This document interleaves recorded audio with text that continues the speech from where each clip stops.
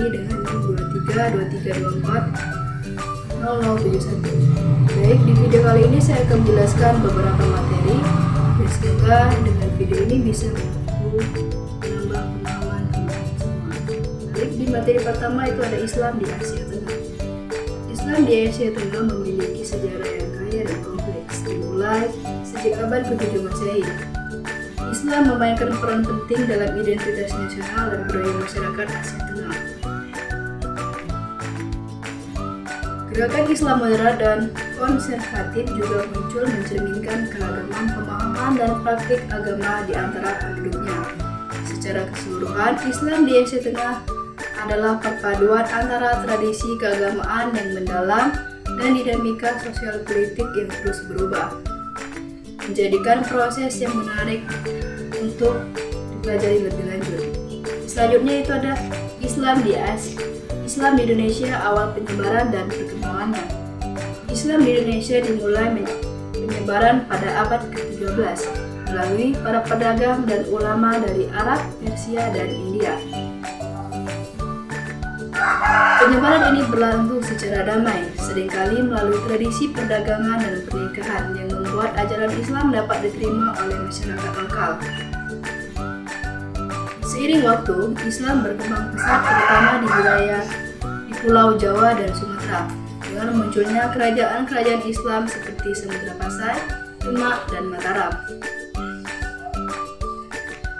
Proses akulturasi antara Islam dan budaya lokal menghasilkan berbagai praktik dan tradisi unik seperti syair, seni, dan ritual. Pada abad ke-13 hingga awal abad ke-20, gerakan reformasi Islam mulai muncul, mendorong pemikiran yang lebih modern dan kritis terhadap tradisi.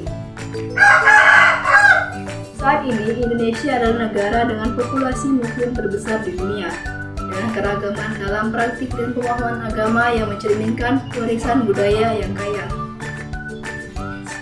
Selanjutnya itu ada dinamika Islam pada masa penjajahan dan peran ulama di Indonesia. Pada masa penjajahan, terutama di bawah Belanda, Islam di Indonesia mengalami dinamika yang signifikan. Penjajahan menciptakan tantangan bagi umat Muslim, tetapi juga memicu kesadaran kolektif dan pergerakan untuk melawan penindasan. Ulama memainkan peran sentral dalam proses ini, menjadikan pemimpin spiritual dan intelektual yang mengorganisir perlawanan terhadap penjajah. Dinamika ini memperkuat identitas Islam di Indonesia dan menanamkan nilai-nilai berjuang serta solidaritas di kalangan umat Muslim. Setelah kemerdekaan, peran ulama tetap penting dalam membentuk arah dan mengembangkan masyarakat Indonesia baik dalam konteks sosial maupun politik. Materi keempat yaitu perkembangan Islam pasca kemerdekaan Indonesia. Pasca kemerdekaan Indonesia, perkembangan Islam mengalami dinamika yang signifikan. Islam menjadi salah satu pilar identitas nasional dan umat Muslim berperan aktif dalam berbagai aspek kehidupan sosial, politik, dan budaya. Pada periode awal kemerdekaan, terjadi pembentukan organisasi Islam yang berpengaruh seperti Nahdlatul Ulama atau NU dan Muhammadiyah yang berkontribusi pada pendidikan dan sosial masyarakat. Selain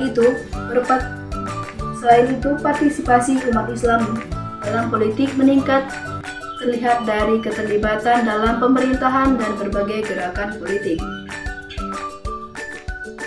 Materi kelima itu Islam kontemporer di Indonesia.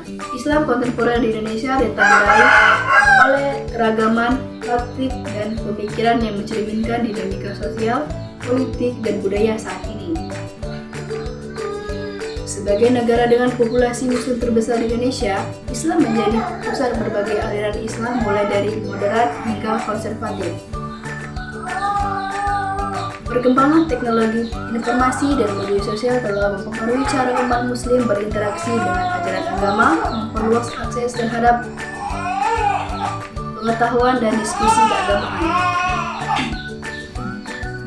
Gerakan-gerakan pemuda seperti organisasi masyarakat sipil juga semakin aktif dalam membahas isu-isu sosial seperti hak asasi manusia, gender, dan lingkungan.